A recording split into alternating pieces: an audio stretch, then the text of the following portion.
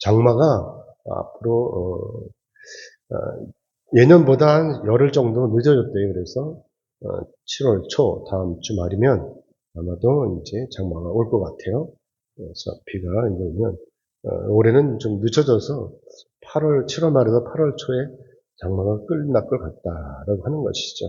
아무튼 이 더위에 무더운 여름에 여러분들 건강에 유의하시기 바랍니다. 자, 초대교회가 폭발적으로 부흥 성장하게 된 이유가 있죠. 그것은 다른 것이 아니라 바로 성령 하나님께서 이렇게 역사하셨기 때문이다라고 하는 것입니다. 성령께서 역사하시니까 사도들이 기적과 표적을 행하는 것이죠. 그러니까 성령의 도우심으로 말미암아서 사도들이 귀신을 쫓고 병마를 물리셨다고 하는 것입니다. 자연히 부흥될 수밖에 없죠. 그래서 사도행전 5장 15절로 16절의 말씀 우리 같이 보도록 하겠습니다. 넘겨주시되 같이 읽겠습니다. 시작. 심지어 병든 사람을 메고 거리에 나가 침대와 요위에 누이고 베드로가 지나갈 때에 혹 그의 그림자라도 누구에게 덮일까 바라고 예루살렘 부근에 수많은 사람들도 모여 병든 사람과 더러운 귀신의 괴로움을 받는 사람을 데리고 와서 다 나음을 얻으니라. 아멘. 자, 성령이 충만하면 지나가기만 해도 귀신이 떠나고 병이 치유가 되는 거예요. 그래서 그 전에 조영기 목사님이 지나가기만 해도 이런 기적이 일어났다고 그러잖아요. 그러니까 이 여의도 순복음교회가 폭발적으로 성장을 해서 70만이 넘었다고 하잖아요. 이런 기적이 오늘 우리에게도 동일하게 일어난다라고 하는 것입니다. 아멘이죠? 그러니까 이런 기적이 일어나니까 이 초대교회가 어떻게 되겠어요? 자연적으로 부흥하고 성장하는 것입니다. 당연히 폭발적으로 교회가 부흥되었던 것이죠. 그러니 이때 예수를 믿지 않는 유대인 사회에서 어떤 일이 일어나겠어요? 유대인들이 시기하고 질투하는 거예요. 그래서 사도들을 잡아다가 감옥에다 가둔 거예요. 더 이상 그런 일 하지 말라고. 얼마나 약을 누겠어요? 자기들은 그러지 못하니까 약이 오르니까 이 사도들을 가다가 감옥에다 가뒀다고 하는 것이죠. 이게 어떻게 됐겠어요? 사도들이. 그날 밤에 주의 사자가 나타나서 감옥 문을 열어주는 거예요. 그러니까 옥문이 열리는 거예요. 그러면서 이 사도들을 끌어내면서 주의 사자가 하는 얘기가 뭐냐면 성전에 가서 이 백성들에게 생명의 말씀을 전하라고 이렇게 했다고 하는 것입니다. 그러니까 이 사도들이 감옥에서 나와가지고 성전으로 올라가서 성전에서 새벽에 말씀을 증거하는 거, 하나님의 말씀. 증거하는 거죠. 그러니까 아무리 원수마귀들이 사도들을 이렇게 감옥에 가두어도 소용이 없는 거예요. 성령께서 옥문을 열고 성령께서 이들을 인도의 심으로 만나서 자기 사명을 다 감당할 수 있게 도와주신다라고 하는 것입니다. 그러니까 이 사도들이요 점점 담대해지는 거예요. 우리도 마찬가지예요. 우리도 성령이 임하시면요 무서운 게 없는 거예요. 뭐 귀신이 무서워요? 귀신 아무것도 안 해요. 귀신 무서울 일이 없습니다. 아멘이죠? 여러분 길가에 난 질경이를 보세요. 질경이 우리가 앞만 밟아도 질경이는 계속해서 자라요. 그러니까 질경이죠. 오히려 더 생명력만 키워준다고 하는 것입니다. 꿋꿋이 살아남는 거예요. 그러니까 원수마귀들 아무리 우리를 짓밟아도 교회를 짓밟아도 소용이 없는 거예요. 교회는 부흥이 되는 거예요. 그 사람들을 끌어다가 이제 공회 앞에 세웠어요. 뭐 또 설교를 하니까 감옥에 갖다 놓는데 저희들이 원통에 나와가지고 설교를 하니까 아이들을 공회 앞에 세우고 이제 대제장과 사두개인들이 와서 꾸짖었다고 하는 것입니다. 자, 그래서 이때 사도들이 이렇게 얘기하는 거예요. 사도행전 5장 29절 32절을 같이 보겠습니다. 이렇게 대답을 하는 거죠. 29절 같이 읽겠습니다. 시작. 베드로와 사도들이 대답하여 이르되 사람보다 하나님께 순종하는 것이 마땅하니라. 너희가 나무에 달아 죽인 예수를 우리 조상의 하나님이 살리시고 이스라엘에게 회개함과 제사함을 주시려고 그의 오른손으로 높이사 임금과 구주로 삼으셨느니라. 우리는 이 일의 증인이요 하나님이 자기에게 순종하는 사람들에게 주신 성령도 그러하니라. 아멘. 그러니까 담대하게 이 복음을 증거하고 사도들 앞에, 이 대제사장이나 사두개인들 앞에서도 당당하게 이야기를 하는 거예요.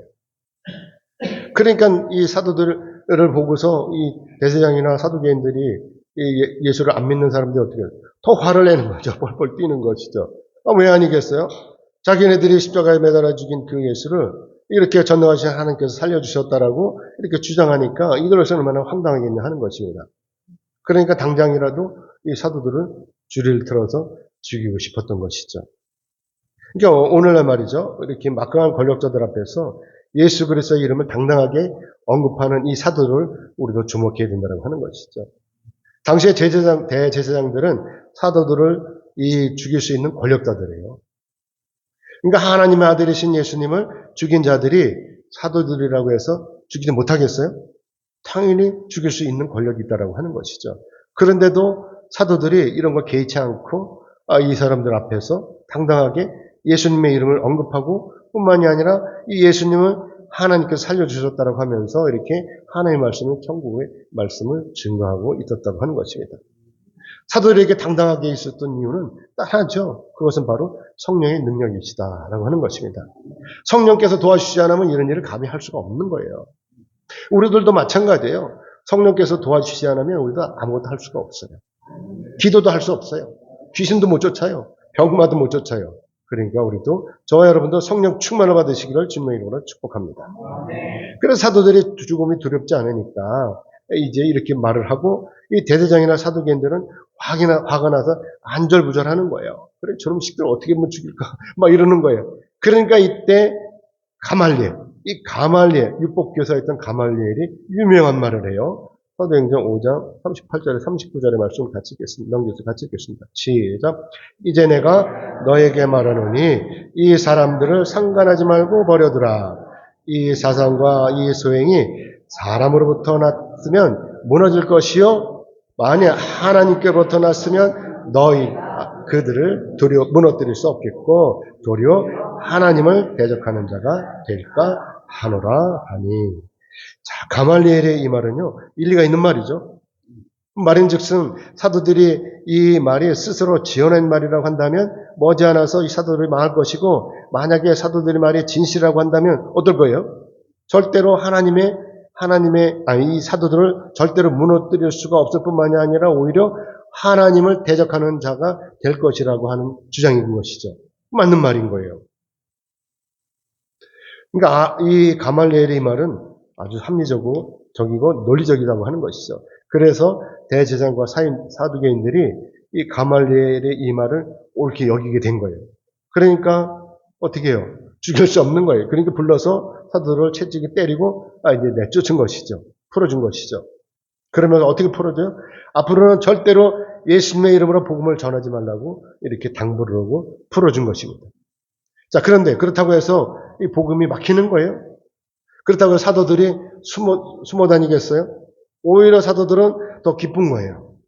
이렇게 하나님의 말씀, 또 예수를 증거하다가 이렇게 박해를 받으니까 더 기쁜 거예요. 이 복음을 전한다는 이유로 핍박받는 것. 이것이 뭐죠? 바로 의를 위해서 핍박받는 거예요. 그러니까 기쁜 거예요. 예수님께서 그랬잖아요. 의를 위해 핍박받는 자는 복이 있다고 말씀을 하셨잖아요. 그러니까 이 사도들이 두렵지가 않은 거예요.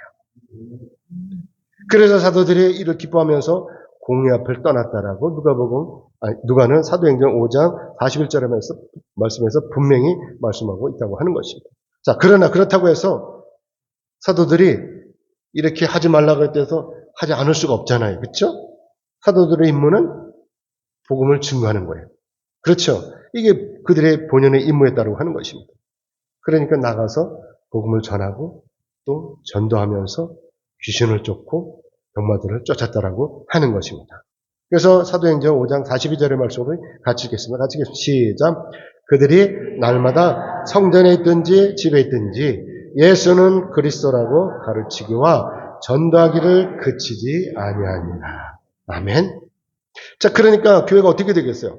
이 예루살렘 교회가 부흥이 되는 것이 마땅하다고 하는 것이죠. 그래서 사람들이 어떻게 해요? 구름대와 같이 벌대와 같이 이 교회로 몰려드는 거예요. 이 병자는 물론이고 귀신 들린 사람들 그리고 과부와 고아들도 모두 교회로 몰려드는 거예요. 예루살렘 교회로 올라오면 먹고 사는 일은 물론이고 병 고치는 일까지도 모두가 해결이 됐다고 하는 것이죠. 그러니까 당연히 원각자의 소문이 나는 거예요. 야, 교회 올라가면 예루살렘 교회 가면 모든 문제가 다 해결이 된대 라고 하면서 사람들이 다 몰려드는 거예요. 오늘날 우리 교회는 어떻죠? 이 교회하고 사뭇 달라요. 우리 교회는 풍성해요. 그렇죠? 우리 교회뿐만 아니라 온 우리나라가 전체가 풍성해요. 그러니까 교회로 안 와요. 먹고 사는 게 문제가 없으니까. 그렇죠? 저도 어렸을 때는 빵 얻어 먹으려고 교회 갔었는데 지금 애들이 빵 먹으러 교회 오지 않아요. 안 와요. 저희 집에 너무 많으니까. 그러니까 요새 애들은 어떻게 해요? 현찰을 달래요. 현찰. 아무튼 당시 예루살렘 교회가 이렇게 폭발적으로 부흥 성장하다 보니까 어떻게 되겠어요? 교회 드나드는 사람이 많아졌죠. 그러니까 어떻게 돼요? 문제가 생긴다고 하는 것입니다. 크고 작은 문제들이 발생했다라고 하는 것이죠. 사랑하는 여러분, 예루살렘 교회의 가장 큰 특징이 무엇이죠? 그것은 바로 여러분도 아시다시피 복음 전파, 그 다음에 구제였다라고 하는 것입니다. 교인들이 자발적으로 자기 재산을 팔아가지고 교회에 드리는 거예요. 그리고 사도들은 복음 전파와 구제에 매진을 하게 되었다라고 하는 것이죠. 풍성하게 가져오니까 다 나눠주는 거예요. 나눠주는 거. 그리고 이제 복음을 증거하면서 나눠주게 되었다고 하는 것이죠. 그러니까 자연적으로 교회는 폭발적으로 부흥하게 되는 것이죠. 그러니까 성장이 되는 것이죠. 커지는 것이죠. 규모가 커지는 것이죠. 자, 그런데 문제가 또 발생을 하는 거예요. 교회 안에서 차별에 의한 문제가 생겼다고 하는 거죠. 그 갈등이 생기는 거예요. 그러니까 교회의 사정을 잘 알지 못하는 사람들은 야, 교회 안에서 이렇게 차별이 있는 거야? 야, 이거 의외인데? 라고 하지 않겠습니까? 하면서 비방하지 않겠어요? 야, 교회 다닌다고 하면서 차별이 있어? 이렇게 비방하지 않겠어요? 그동안 예루살렘 교회가 얼마나 좋은 일을 많이 했어요? 자발적으로 자기 소유를 팔아가지고 교회 가져오고 또 사도들은 이것을 가난한 사람들에게 다 나누었죠. 그러니까 교회에 가난한 사람이 없었다고 하잖아요. 다 먹고 살만 했다고 하는 것입니다. 그런데 이때 문제가 생긴 거예요. 차별이라는 문제가 생긴 것입니다. 그래서 오늘 본문 말씀을 통해 가지고 당시에 왜 예루살렘의 교회에서 이렇게 차별의 문제가 발생했는지, 그래서 사도들은 이때 어떻게 이 문제를 해결했는지를 살펴보려고 하는 것입니다. 오늘 보면 1절의 말씀을 같이 읽겠습니다. 오늘 보면 1절입니다. 같이 읽겠습니다. 시작. 그때 제자가 더 많아졌는데 헬라파 유대인들이 자기의 과부들이 매일의 구제에서 빠짐으로 히브리파 사람을 원망하니. 자, 여기서 문제는 뭐죠? 헬라파 유대인들의 과부들이 매일 구제에서 빠졌다는 거예요. 그래서 교회에 차별이 있다고 하는 것이죠. 그럼 이 과부들이 왜 빠진 거죠? 왜 차별을 당한 것이죠? 히브리파 유대인들이 헬라파 유대인의 과부들을 차별했다고 하는 것인데 왜 그랬죠? 교회에서 구제하는 일임에도 불구하고 이 헬라파 유대인의 과부라는 이유로 이 차별을 했다고 하는 것. 이것은 뭐냐면 히브리파 유대인들이 구제물품을 이 헬라파 유대인들의 과부들에게 공급을 하지 않았다고 하는 것입니다. 빼놓은 거예요. 저희들끼리만 나눠 먹은 거예요. 그러니까 우리가 여기서 이 내용을 잘 살펴봐야 돼요. 교회 안에서 왜 이처럼 저질스러운 일이 벌어졌다는 거 하는 것이죠. 아시다시피 당시의 유대인들에게 있어서 이 자기들만의 우월감이 있었다고 하는 것입니다. 하나님부터 자기들만이 택하심을 받았다라고 하는 이 우월감이었던 것이죠. 그러니까 유대인들로서는 유대교로 개종한 헬라 사람들이 싫은 거예요. 헬란이라는 이유로. 이 헬라 사람들이 또 이렇게 기독교인이 된 것도 싫은 거예요. 그래가지고. 개종한 것이 싫은 거예요. 그래서 주님의 몸된 교회 안에서도 이렇게 헬라 사람이라는 이 이유만으로 과부임에도 불구하고 공급하지 않았다고 하는 것이죠. 그러니까 히브리파 유대인들의 이런 처사가 편협하다고 하는 것이죠. 하나님을 믿으면서도 이렇게 상대가 헬라 사람이라면 교회 안에서도 한 형제가 아니라고 하는 거예요. 자기 몫을 빼앗아가는 원수를 생각한 거예요. 그러니까 주지 않은 것이죠. 아시다시피 우리는 교회 안에서 주님 안에서 모두가 한 형제인 것입니다. 아멘이죠? 그런데도 교회 안에서 막무가내로 차별하는 것이 있다고 하는 것이죠. 어떻게 차별해요? 너는 내 편이 아니야. 그러니까 너는 가지면 안 돼. 너는 내 편이지, 너는 이거 가져. 이러면서 차별하는 거예요. 너는 내 편이니까 용서가 돼. 아무리 잘못해도 용서가 다 돼요. 내 편이니까. 근데 내 편이 아니면 어떻게 해야 돼요? 용서는커녕 감옥에 가서 징역을 살아야 돼. 그러면서 내쫓는 거예요. 여러분 어떻게 생각하세요? 여러분 혹시 이 은연 중에 누군가 여러분 차별하시지 않으셨어요? 나와 다르다는 이유로? 내 형제가 아니라는 이유로? 나보다 배우지 못했다는 이유로? 나보다 가난하다는 이유로? 그래서 여러분 이런저런 이유로 해서 차별하지 않으셨습니까? 만약에 여러분 중에 차별하신 분이 있으시다면 지금 회개하시기 바랍니다. 아멘이죠? 아무튼 사도들은요, 헬라파 유대인의 이 과부들이 구제에서 빠졌다라고 하는 이 사실을 나중에서야 알게 되었다고 하는 것입니다. 아시다시피 사도들이 이때 이 일을 미처 챙기지 못한 이유는 간단해요. 왜 챙기지 못했죠? 바빴기 때문인 거예요. 바빴기 때문에. 교회가 이렇게 폭발적으로 성장하다 보니까 구제하는 일손이 모자랐던 거예요. 이렇게 책임지고 구제에 전담할 사람이 없었다라고 하는 것입니다. 그러니까 사도들이 말씀도 전해야 되고 구제도 해야 되고 그러니까 12명이 다 감당을 못하는 거예요. 몇만 명이나 되는 이 사람들은 어떻게 감당을 할 수가 있겠습니까? 아시다시피 사도들이 우선적으로 해야 되는 일은 당연히 하나님의 말씀을 가르치는 거예요. 이게 제일 우선이어야 되는 거예요. 그 다음에 이제 교인들에게 교인들이 이렇게 가지고 온 헌금, 이런 물품, 이런 걸 가지고 교인들에게 골고루 나눠주는 이 구제를 해야 되는 것이죠.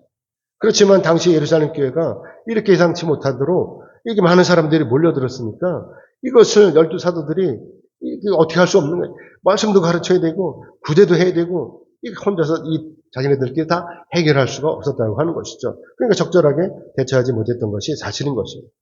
그러니까 이렇게 헬라파 유대인의 과부들이 구제에서 빠졌던 것이고 그래서 이런 문제가 이렇게 발생하고 나서야 비로소 이 사실을 깨닫게 된 12사도들이 어떻게 해요? 이제 회의를 해야 되죠. 그래서 제자들과 함께 한 자리에 모여서 회의를 하게 되었다라고 하는 것입니다. 오늘 보면 2절에 3절을 우리 같이 읽도록 하겠습니다. 같이 읽겠습니다. 시작.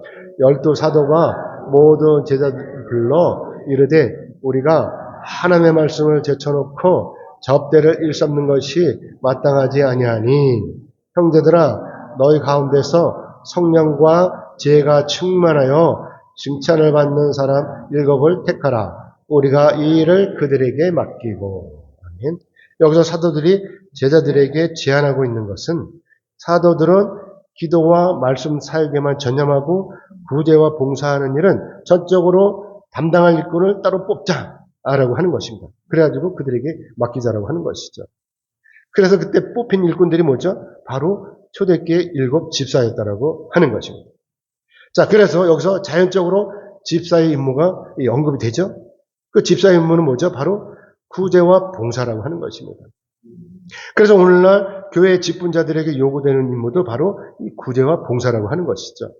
그냥 교회만 딸랑 왔다 가는 것이 아니라 교회 와서 구제도 하고 봉사도 해야 된다고 하는 것입니다. 아멘이죠? 물론 그렇다고 집사들에게 복음 전파 임무가 전혀 없다는 거 하는 것은 또 아닌 거예요. 왜냐하면 나중에 7 집사들도 이 사도들과 마찬가지로 복음 전파의 임무를 감당했다라고 하는 것입니다. 자, 그래서 아무튼 오늘 본문의 말씀에서 직분자의 주요 임무가 바로 목회자는 기도하고 말씀을 가르치는 것이고 집사는 어떻게 봉사와 구제를 담당했다라고 하는 것입니다.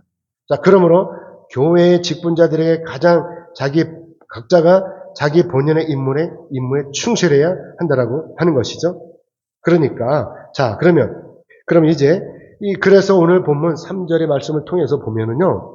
교회 집사를 선발할 때 기준이 정해져 있어요. 그렇죠? 그래서 바로 3가지의 기준이 정해져 있는데 그것을 오늘 살펴보도록 하겠습니다. 그 첫 번째 기준은 뭐죠? 선발 기준은 바로 성령에 충만한 사람을 뽑아달라고 하는 것입니다. 여기서 성령에 충만한 사람은 어떤 사람이죠? 아시다시피 성령에 충만한 사람은요. 항상 하나님과 교제하는 사람입니다. 하나님과 교제한다는 것은 기도하는 것이죠. 그리고 교회의 주인이 되시는 성령님의 뜻에 따라서 순종하는 사람을 일컫는 것입니다. 자, 그러면 이 교제하는 건 당연히 기도하는 것. 그 인간인 우리가 하나님과 교제하는 방법은 단 하나죠. 기도하는 것이죠. 그래서 우리가 하나님 앞에 엎드려 기도하면 전능하신 하나님께서 반드시 우리의 기도에 따라서 응답하신다라고 하는 것입니다. 아멘이죠. 성령께서 우리가 할 일을 가르쳐 주시는 거예요. 기도하다 보면요, 가르쳐 주셔요. 우리가 할 일을. 그래서 나보다 가난한 사람을 만나게 되면 어떻게 되죠? 항상 조건 없이 도와줘야 되는 거예요. 너 이렇게 도와줘서 나 갚아야 돼? 이게 아니라 그냥 나눠주는 것입니다. 몸이 아픈 사람은 어떻게 보면 어떡하죠? 몸이 아픈 사람 보면 외면해요? 너 팔자가 그러니까 너 아파도 돼. 그리고 외면하십니까? 몸이 아픈 사람을 보면 얼른 다가가서 보살펴 주게 되는 거예요. 성령 충만한 거예요. 아멘이죠? 그러니까 슬픈 사람을 만나면 가서 위로해 주는 거예요. 어깨 두들겨주고 안아주고 위로해 주는 것입니다. 아멘이죠? 어떤 사람은요, 교회 다니지 않아도 성령을 받지 않았음에도 불구하고 남을 도와줄 수는 있어요. 그러나 성령이 충만한 사람과 하나님을 믿지 않는 사람과 차이는 분명히 있다라고 하는 것입니다. 성령이 충만한 사람은 기쁨으로 들어오니까 어떻게 돼? 얼굴에 밝은 빛이 나는 거예요. 하지만 그렇지 않은 사람은, 하나님을 믿지 않는 사람은 남을 돕는 일이 기쁘지 않으니까 얼굴이 밝지 않아요. 도와주면서도. 왜 그런 거죠? 성령이 충만한 사람은 구원의 확신이 있기 때문에 걱정, 근심이 없어요. 그러니까 하나님을 믿지 않는 사람은 어때요? 구원의 확신이 없으니까 매사에 즐겁지 않은 거예요. 근데 구원이 뭔지도 모르는데 어떻게 즐겁겠어요? 그냥 자기도 모르게 우울해지는 거예요. 예수를 안 믿으니까. 그렇기 때문에 성령이 충만한 사람이 교회 집사가 되는 것이 맞는 거예요. 아멘이죠? 그래 성령의 도우심으로 말미암아서 집사들이 헌신할 수가 있다라고 하는 것입니다. 여러분도 아시다시피 하나님께서 우리에게 원하시는 것은요, 뭐죠? 사랑이에요, 사랑. 하나님께서 우리에게 내 몸과 같이 내 이웃을 사랑하라고 이렇게 분명히 말씀하셨죠. 그러니까 교회 안에서는 물론이고 세상 가운데서도 기쁨으로 우리가 하나님의 사랑을 전해야 되는 거예요. 저와 여러분은. 아멘이죠? 성령의 능력으로 사랑을 나눠야 된다고 하는 것입니다. 그래서 성령이 충만한 사람을 교회 집사로 선발하는 것이 맞는 것이죠. 자, 그리고 두 번째 선발 기준은 뭐죠? 지혜가 충만한 사람이에요. 지혜가 충만한 사람. 여기서 말씀하는 지혜는 뭐죠? 머리가 비상한 사람이에요? 아니에요. 여기서 말씀하는 지혜는요, 머리가 비상한 사람을 말씀하는 것이 아니라 하나님의 말씀을 잘 듣고 하나님의 말씀을 현실에 잘 적용하는 사람을 지혜롭다고 하는 것입니다. 그렇기 때문에 오늘날 교회 안에서 지혜로운 사람은 하나님께서 주시는 이 사랑과 진리를 잘 이해하고 이제 선악을 잘 분별하는 거예요. 어떤 게 선한 것인지 어떤 게 악한 것인지를 잘 분별하는 거예요. 그래가지고 교회 안에서도 이 선을 행하는 사람, 실천하는 사람, 이런 사람이 지혜로운 사람이다 라고 하는 것입니다. 자, 우리 교회에요, 낯선 사람이 한 사람 들어왔어요. 그런데 이 사람의 행색이 너무나 초라해요. 그보다 냄새까지 나요. 그래서 가까이 다가가기가 꺼려지는 거예요. 자, 여러분 이때 여러분 어떻게 하시겠어요? 모른 채 하시겠어요? 오거나 말거나? 본 채만 채 하시겠어요? 아니면 조용히 다가가서 주보를 건네주면서 자리를 안내하시겠어요? 웃으면서. 지혜로운 사람은요, 자기의 주어진 일만 하는 사람이 아니에요. 창의적으로 스스로 주인의 마음에 들도록 일을 잘 처리하는 사람이 바로 지혜로운 사람인 것입니다. 그러니까 주인이 시키는 일뿐만이 아니라 주인이 시키지 않아도 자기 스스로 알아서 잘 처리하는 사람이 바로 지혜로운 사람인 것입니다. 농 가운데 웅덩이가 있어요. 그래서 주인이 야, 가물었으니까 너 가서 웅덩이에 물을 퍼가지고 논에다 좀 대. 이렇게 명령을 했어요. 그러니까 이때 미련한 종은요, 이 웅덩이 물만 푸면 일이 끝나요. 그냥 물만 푸면 끝나요. 그리고 와요. 근데 지혜로운 종은 어떻죠? 물을 다 푸고 난 다음에 웅덩이 안에 있는 고기를 잡아가지고 주인한테 바치는 거예요. 여러분 어떻겠어요? 고기까지 잡아오니까 주인이 기분이 좋겠죠? 이게 바로 지혜로운 사람인 것입니다. 그러니까 교회 안에서 집사회를 뽑을 때 시키지 않아도 스스로 일을 잘 찾아서 처리하는 사람을 선발해야 되겠죠. 지나가다가 여기 이쑤시개가 떨어져 있으면 이쑤시개 집에서 쓰레기통에 버리고, 애들이 지나가다가 휴지를 꾸겨서 버렸으면 그 휴지를 집어가지고 쓰레기통에 버리고, 또 쓸데없이 전구가 켜져 있으면 그 전기를 끄는 사람, 이런 사람이 바로 지혜로운 사람이죠. 이런 사람이 집사로 뽑혀야 되는 것입니다. 아멘이죠? 자, 그 다음에 세 번째 선발 기준은 뭐죠? 칭찬받는 사람이라고 하는 것입니다. 여기서 칭찬받는 사람은 당연히 교인들로부터 칭찬받는 사람을 말씀하는 거예요. 여러분 아시다시피 어느 공동체이든지 간에 사람들로부터 칭찬받는 사람이 있어요. 그런데 반대로 실축받는 사람이 있어요. 저 왼손을 왜 교회에 했는지 몰라. 이런 사람이 있다고 하는 것입니다. 그래서 교회 집사를 뽑을 때 반드시 교인들의 의견을 물어하는 거예요. 그래서 오늘날 교회에서 일꾼을 뽑을 때 어떻게? 투표를 하는 거예요. 투표를 해서 뽑는다라고 하는 것입니다. 만약에 어떤 사람의 지식도 많고 유능하게 일처리를 잘하는데 근데 이 사람은 매사에 독선적이에요. 그리고 이기적이에요. 자기만 알아. 이런 덕이 없는 사람이라면 여러분 어떻게 하시겠어요? 이런 사람 뽑겠어요? 자기만 아는 사람을 일처리는 잘해. 머리가 좋아갖고. 근데 자기만 알아. 어떻게 뽑겠어요? 당연히 뽑지 않을 것입니다. 그래서 제가 아는 어느 교회에 이 권사 선발을 하는데 지금 투표를 하는데 매번 떨어져. 자기 남편은 장로인데 계속 떨어져. 나중에 되긴 됐는데 왜요? 봉사를 안 하는 거야. 뭐 시키면 나 그거 못해 그러면서 안 하는 거야. 그러니까 안 뽑아주는 거예요. 아시다시피 교회 안에서 집사의 직분이 아주 중요해요. 교회의 중추적인 역할을 담당하는 위치이기 때문에 중요하다고 하는 것입니다. 그래서 목회자가 소신껏 목회할 수 있도록 돕는 거예요. 그래서 교회 안에서 사랑과 은혜가 넘치도록 분위기를 잘 조성하는 거예요. 이게 집사의 직분이라고 하는 것입니다. 그래서 교회 안에서 이 집사가 자기 직분을 잘 충실히 감당하면 당연히 교회가 어떻게 되겠어요? 부흥이 되는 거예요. 그리고 이 성도들의 신앙도 올라가는 거예요. 가서 당신 지난번에 보니까 기분이 안 좋은 것 같아. 오늘 나랑 가서 점심이나 먹을까? 이래가면서 그 집사하고 같이 나가서 그 동료들하고 성도들하고 같이 나가서 밥도 사주고 이러면 그 교회가 부흥이 되겠어요? 안 되겠어요? 되겠죠. 제가요 그 전에 동안교회 갔었는데 그때 제가 거기 이제 교회를 옮기고 동안교회로 옮겼어요. 근데 거기 가니까 바나바라고 하는 직분을 가진 사람이 있어요. 근데 이 사람이 새신자를 담당하는 사람이에요. 전화가 왔어요 어느 날. 전화가 와서 자기가 동안교회 바나바래. 뭔가 그랬더니 바나바가 도대체 뭔가 그랬더니 그러면서 자기가 나를 담당하는 사람이라는 거예요. 집사라는 거예요. 그리고 이 사람이 불러내고 밥도 사주고 또 교회 가서 한쪽에 오게 해서 밥 타는 것도 다 가르쳐주고 그리고 차도 뽑아다 주고 그렇게 너무 친절하게 해주는 거예요. 그래갖고 교회 생활을 어떻게 해야 되는지를 다 가르쳐주는 거예요. 얼마나 좋은지 몰라요. 저도 우리 교회가 그랬으면 좋겠어요. 우리 교회가 적지만 아무튼 그런 일들을 담당하는 거예요. 그래야 집사가 이렇게 그런 집사를 통해서 교회가 부흥발전하게 된다라고 하는 것입니다. 아멘이죠? 그러니까 사도들이 어떻게 되겠어요? 이 얘기를 하면서 오늘 본문 4절의 말씀을 같이 보겠습니다. 4절 같이 읽겠습니다. 시작. 우리는 오로지 기도하는 일과 말씀 사역에 힘쓰리라 하니. 아멘. 여러분, 우리가 여기서 분명히 이것을 알아야 된다고 하는 것입니다. 사도들은 이렇게 기도와 말씀 사역에만 전념해야 된다고 하는 것입니다. 그러니까 오늘날 목회자들도 이렇게 기도와 말씀 사역에 전념해야 되는 것이죠. 교회의 생명은 뭐죠? 교회의 생명의 기반은 뭐죠? 바로 하나님 말씀에 있는 거예요. 그렇기 때문에 오늘날 목회자들도 이 초대교회 사도들처럼 날마다 기도하고 성도들에게 하나님의 말씀을 바르게 가르쳐야 된다고 하는 것입니다. 아멘이죠? 그런데 오늘날 교회 실상은 어떻죠? 목사들의 오롯이 초대교회 사도들처럼 이렇게 기도와 말씀 사역에만 전념하고 있냐 하는 것입니다. 그러나 여러분도 아시다시피 실상은 그렇지 않다고 하는 것이죠. 이 적은 교회일수록 교회의 재정이 어렵다는 이유로 목회자들이 돈을 벌러 세상으로 나가고 있다고 하는 것입니다. 그래서 하기 좋은 말로 목사 이중지라고 해요. 이중지. 그렇지만 실상은 먹고 사는 문제로 목회자가 생활전선에 나가는 거예요.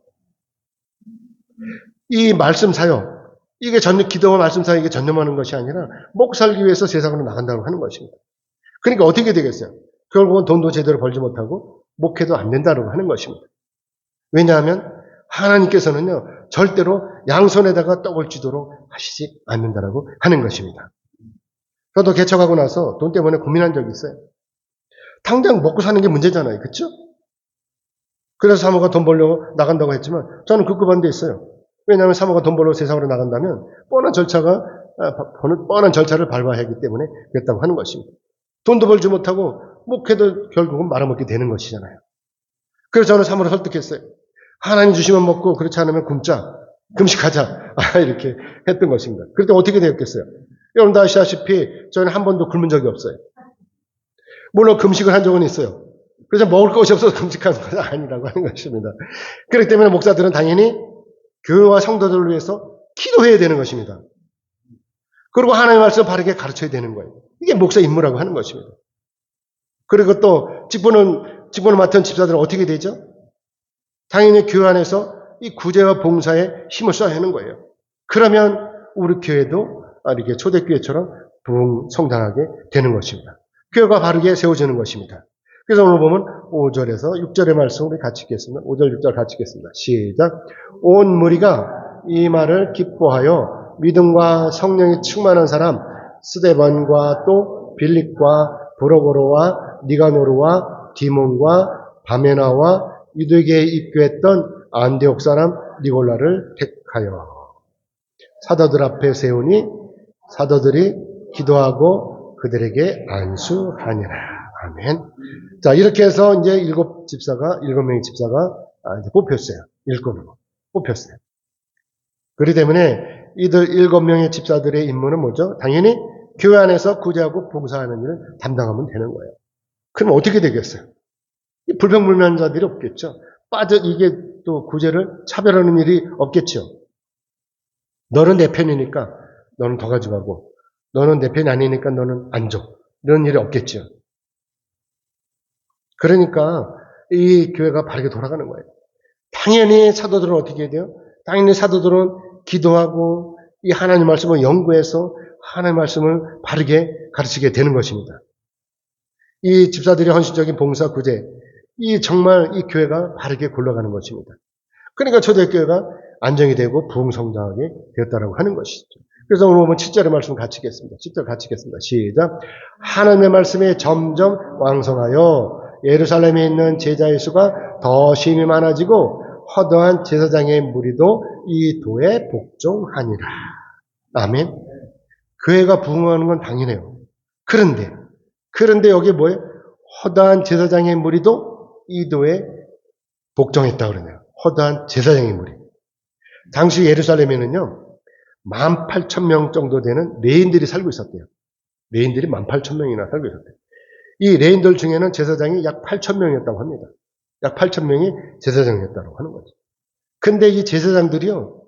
레인이 제사장들이 이 기독교를 개정을 했다고 하는 것이죠.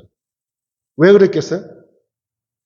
이때 당시에 이 예루살렘 이 성전에 이 레인들에게 이 봉급이 안 나오는 거예요. 봉급이. 왜냐하면 11조들을 안 하는 거예요. 이 성도들이. 교인들이. 그러니까 유대인들이에요. 유대인들이 11조를 안 하는 거예요. 그러니까 당연히 이 레인들이 이 제사장들이 월급이 없는 거예요. 그러니까 어떻게 돼요? 굶어 죽게 생긴 거예요. 근데 가만히 보니까 예루살렘 교회는 부흥이 돼가지고 거기에 교회 나가는 사람은 다 어떻게 돼요? 기름이 절절 흘러. 잘 먹고 잘 살아가지고. 그래가지고 야 안 되겠다. 우리 이대로 있다가 우리도 굶어 죽겠다. 우리도 개종하자. 그리고 제사장들이 왔다는 거예요. 제사장들이. 아멘이죠? 어쩌면 제사장들은 단순히 먹고 살기 위해서 이렇게 기독교를 개종한 것으로 보여요. 그렇지만 사실 결과적으로 보면은요, 이들이 어떤 거냐? 바로 사망에서 생명으로 옮겼다라고 하는 것입니다. 이게 어떤 능력이죠? 바로 성령의 능력이라고 하는 것입니다. 그러니까 성령의 능력은 무한하신 거예요. 이 죽어가는 영혼도 이 제사장들은 죽을 수밖에 없어요. 지옥으로 갈 수밖에 없는 이 영혼들이 이 현상을 보고서 개종을 했다라고 하는 것입니다. 그러니까 오늘날요, 우리가 교회에서 이렇게 신앙생활을 잘하면 믿지 않는 사람들이 우리를 주목해서 보고 있어요. 지금도 주목해서 보고 있어요. 저 사람들이 어떻게 사는지. 그러니까 우리가 평소에 이 신앙인으로서 우리가 본을 보여야 되는 거예요.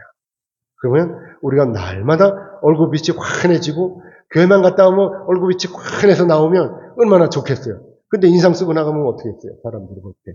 교회 무슨 일이 있나 보다. 싸움이 있나 보다. 그리고 교회 가면 안 되겠다고 그러겠죠. 근데 예배 드리고 나가면 얼굴이 다 밝은 빛으로 나오면 사람들이 볼 때, 교회 가면 무슨 일이, 좋은 일이 있나 보다. 그리고 그들이 호기심을 갖고 교회에 올라오게 된다라고 하는 것입니다.